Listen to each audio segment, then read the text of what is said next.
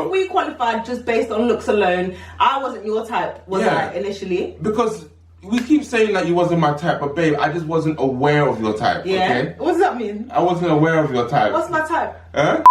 If somebody says that they are too busy to have a conversation when you're long distance and you don't get to see each other and all that kind of stuff, they're not that interested.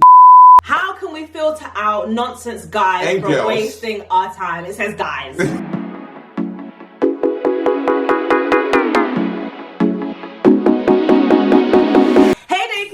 Hey Deku Fam. Welcome back to our channel. Welcome back. We're back with another video and I can't shake my head too much because my headscarf's about to drop off. The energy level is up here. But guys.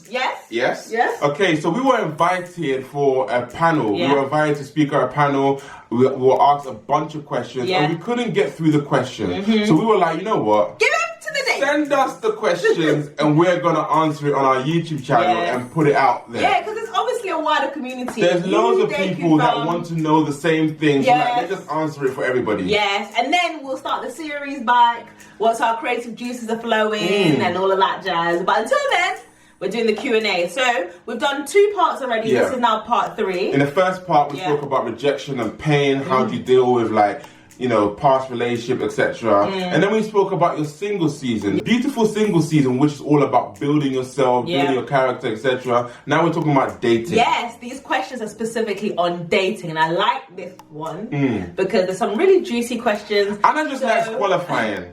Anna likes no. Man, I got my and I was here. And I was like, do you meet the criteria? I came with my CV, I came with a suit on, polished shoes, everything. Secured the bag. And to be fair, you like, in my mind, you're not what I thought I wanted, but you were what I needed. Wow. So I'm not good enough for you. Of course you are, babe. Okay, fantastic. But yeah, let's get into the video. So, wait, hold on. So what is it that you wanted? What is it you wanted? No, I didn't expect. For the true Deku Fam who were following us along the journey, you would know that Anna just wanted a pasta. And what did she get? She got a banker. Bankers make more money. No, but like obviously you have your idea that you want the guy that's the most vocal about his faith and all of that. But I think I know it was better for me to have she wanted a wolf in sheep's clothing. That's what she wanted, isn't it? But when you got to the core of who he was, like that character. Fantastic. It was anyway, let's get on. No, seriously, I'm so blessed. Seriously. Let's get on with the questions. No, I love you so much, babe. Appreciate that. Do you love me too? Yeah. Growing in love. Let's get into the video. Is it okay for Christians to have a type? Ooh, I love this question. Christians, man, of course it's okay for you to have a type. You do feel bad for it though. You're like, I should want what God wants. Are you blind? Anyway, look, like it's okay for you to have a type, but the problem is where your type overshadows what's really important. Whether the person has integrity, whether they have a good character, whether they're just a good person, whether they like their mum, how do they treat other people, and all that kind of stuff shouldn't overshadow just because the person has earning 6 figures or because she's so beautiful but yet she's so rude. You know, you gotta look at what's important. Yeah, and sometimes we don't realize when we're even deceiving ourselves. Like there'll be an ungodly woman, but she's the most attractive woman that you've ever seen, and you'll be there trying to make it work. Like, she opened her Bible. She's cleared your bank account. But she, do you know what I mean? Like, she's rude to your mother.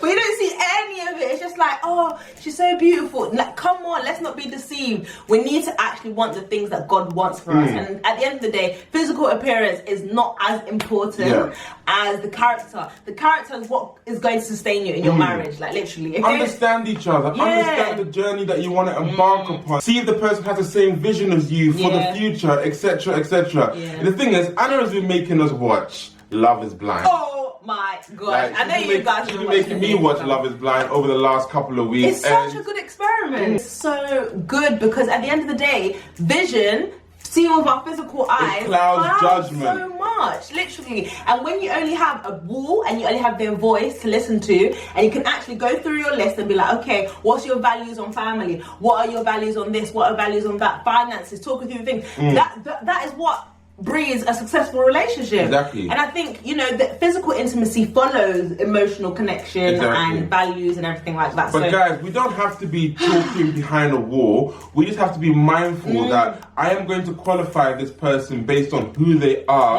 and not just on their looks alone. Because if we qualified just based on looks alone, I wasn't your type, was I, initially? Because we keep saying that you wasn't my type, but babe, I just wasn't aware of your type, okay? What does that mean? I wasn't aware of your type. What's my type? Huh? What's my type? Beautiful. You weren't aware of beauty. Yeah, no, you're beautiful. I know. But, you know, I was just exposed to a different type of beauty. Okay, but then the character, my heart, he saw my beautiful heart, and I saw his beautiful heart, because I wasn't checking for him either. Yeah? Why not? But do you know what I mean? So ours actually did start with an emotional connection. Yeah, because we started off simply by just friendship, talking, getting to know each other, and then attraction grew, and I realized, hold on, she's actually buff as well. I am. But seriously, guys, I think we just sometimes get lost in the source of looks and our type, that we actually, you know, we miss out on godly men, godly women because of that criteria. And at the end of the day, it's wrong. Let's call it what it is. How can we filter out nonsense guys from wasting our time? It says guys. But how can we filter out nonsense guys from wasting our time? Ooh, mate, I'll say the first thing is have a standard. The thing is, if you have a standard and someone doesn't meet the standard, then you obviously don't go forward. But what happens is that you don't have a standard, you let any girl come into your life, you now go on a journey with this person only to find out that she's a mess. 100%. If you had a standard, you would have identified at the beginning. Yep, I hear you. And it's just like, your time is precious. For me, I'm just like, sorry. And I filtered everything through time. Maybe that's the way that I operate, but I'm just like, is this worth my time? And if I find a guy is wasting my time, then I cut it really quickly. And I think even though I have a people-pleasing nature at my core, I'm still very much, especially with the opposite sex, especially with guys that I believe are wasting my time, I'm just very quick to cut it off. Yeah. And some people are just moving like customer service assistants just to allow themselves to be moved to destruction. Yeah, I think it's gap fillers. Some girls are gap fillers. For guys. Just, you don't think it's the other way around as well? Do you think? Yeah, 100%. Some girls might just want someone just to buy them Nando's once in a while. Yeah, or to take them out and then get a bit of attention and then they're off. Yeah, it's true. And sometimes if you don't have standards for yourself, that person will use you to fill the gap, to make themselves feel better and whatever, dragging you down this lane that you don't want to go down, and then next minute they meet their potential wife and they drop you and you're gone. So you need to actually be the one to set that criteria and define it before they... And I'll also say, be like unapologetically yourself. I think what happens is that when we go into a relationship or we meet someone new, we try and put on this new persona of this is who I am, I'm amazing. And then you get the person to find whatever facade that you've put on attractive, only to then release yourself and then it doesn't work. So the more genuine you are with yourself in the relationship, the person can get to love you for who you are, and then they can ask themselves the question, do I want a future with this person? If not, you know. And you have to just know that in this world there are people who are intentionally trying to waste your time, and you just have to be careful of that, aren't there? Not everyone's a good person, not everyone has the best intention and is looking for a wife or whatever. Some people are genuinely just want a bit of fun and whatever, and you need to ask yourself the question, do I want to be used as a vehicle to fulfill this guy's needs or whatever, or her needs? Same with the opposite sex. Same for guys, but you just have to ask yourself the question and say, nada, not me, not today. Tips on long distance relationships. Oh boy. I think long distance relationships are quite good, to be honest. What? Because you actually have nothing else to do but talk. And I think the dating stage is literally should be just titled the talking stage. Really just trying to discover who the person is and getting to know them more intimately. 100%. I remember in the first few months of our relationship, it was long distance. I was in the Midlands. Gabes came back to London after university. So we had like a good 3 months, was it? About 2. Was it 2 months? About 2 months. No, we had 2 months of being long distance. And that was just at the beginning of our relationship as well. We literally said, on the 4th of June 2013, I asked Anna out. And I was like, yes. On the 5th of June, I went back to London and I went back to the Midlands. And that was it. Like, I was like, oh, okay, so we're starting, but then we're stepping away. And we've been together at university, like, all the time. And then now we're having this season of separation. And it was hard, definitely. But the beauty of it was that we spent so much time communicating. So much time. We were on the phone. I remember that's when you asked me about your last name. And I was like, yeah, I really like your last name. I'm praying to God for a really nice last name, blah, blah, blah. And we're just having deep conversations. You know, when you just want to talk to the person, you're just finding random things that you would never ask if you were face to face. Exactly. To talk because you'd be just enjoying the atmosphere, you'd be enjoying the restaurant. But when you're long distance, you get an opportunity to really talk to each other. And there's times where I was busy and I would send me videos, not that kind of videos. Just like, you know, how are you doing? How's your day going? I'll send her videos. And I'll tell you update on my day. Video. Oh, and then really when we were not long distance, I received no. And don't forget, I wrote you a letter. Did you? I wrote you, it was 5 pages. And God knows I hate writing. But I sat down and I wrote pen to paper. And I posted it. You don't remember?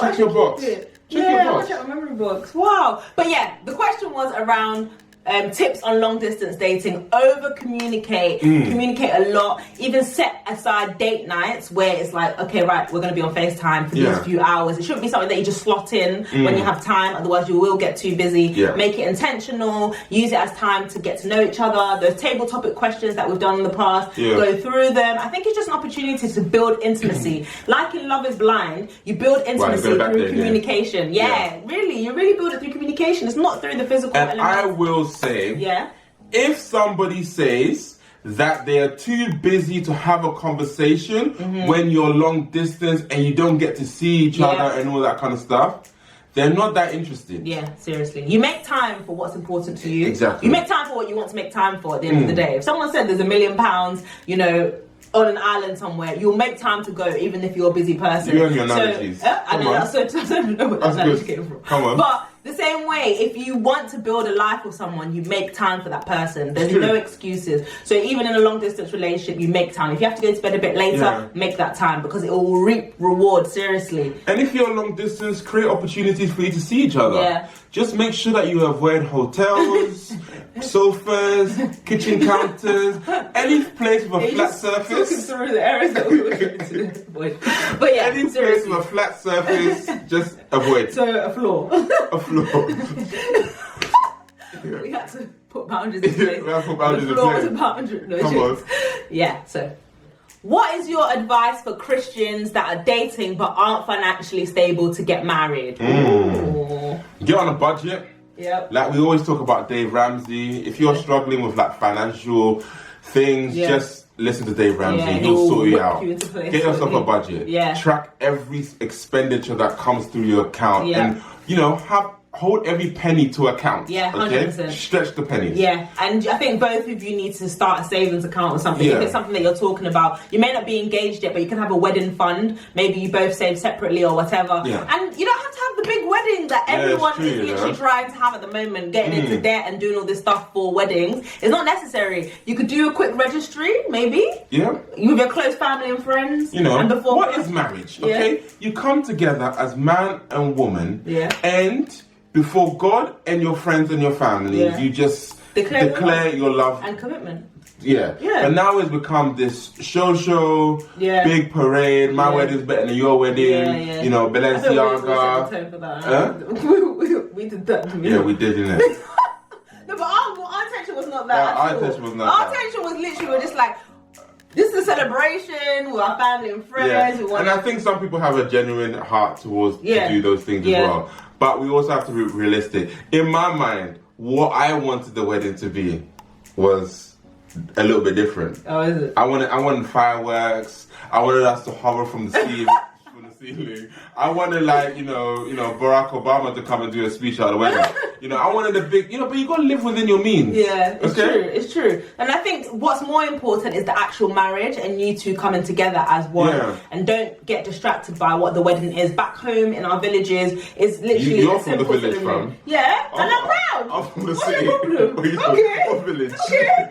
What? Have you even been back to your city? You don't even know where you're from, me. Anyways, back in the village, which I'm proud of, that people are getting married just with their local community. Their neighbours come over, it's not a big deal, and so forth. So it's just, I think just do what's in your means. Is it wrong to talk to more than one person at a time when trying to find the one? This is a deep question. I'm always of the mindset that a man pursuing a woman pursues one woman. Yep. A woman being pursued allows only one man to pursue her. And the last question, how do you balance the unity of a relationship with the individuality of yourself without them?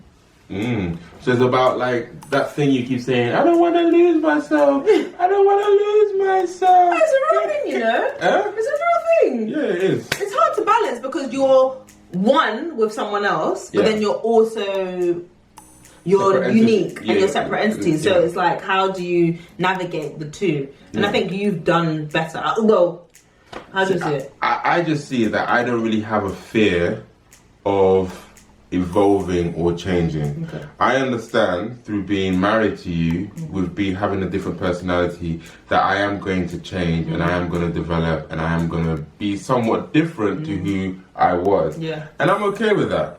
And I just personally think that's part and parcel of the relationship, and it doesn't make me scared. I'm more excited and I embrace it. How do you feel about the situation? Well, I am definitely more scared of losing myself. I think I struggle with this more in the sense that I don't want to lose myself fully into the relationship, right? But I do at the same time. But then when I see the evolution, I get scared and I want to withdraw again. What does the evolution mean? Becoming more like you, or depending on you fully, and then there's no backup plan of like if you were not around or whatever. And it's just like, it's scary at the end of the day. So, but then you also want to keep your unique personality and not become fully like the other person. Like, I don't want to become fully introverted because that means I'm not Anna. But then what if I do become introverted? Is that I should be okay with that? I don't want you to become introverted. But what if I do because of our relationship and stuff? Why would you become introverted? Like, become more, like, I like to be at home more and stuff now. Like, you like to be out more. I like to go out more. Yeah. I don't know, it's just weird. Either way, we don't know how to navigate this one, I think. I just think it's obviously scary. I just think, like, if you've got things that you want to hold on to, I think you've got to be very vocal about, I don't want to lose this personality trait. I don't want to lose this aspect of myself. And tell yourself that. And then also tell your partner that. Tell your partner that. Ask him to help you and like maintain that aspect of your personality. So like, you know, Gabes will encourage me to keep going out and, you know, socializing and things like that, because he knows that at the core that's who I am, and that's what gives me life, energy, like that. And the same with him. Like, you can't be out all the time. So I don't know. Basically, what we're trying to say is be open and vulnerable with your partner about what your challenges are around, you know, that whole subject of, you know, maintaining your individuality. But also remember that when you get married, you're no longer really an individual. You are two becoming one, and that is one of the things that happens. You're molding into each other and becoming better versions of yourselves through marriage. So definitely. So basically, to answer the question, we're still working it out. We don't know the answer, but hopefully having us think it out loud and tell you the challenges that we're facing in that area, just some food for thought, gives you some food for thought and makes you realize that we ain't got this figured out. We're all out here trying to work it out with Christ. But anyway, that's it on the data video. Next one is on marriage. I think. I think so. So we'll see you in our next video, guys. Thanks for watching.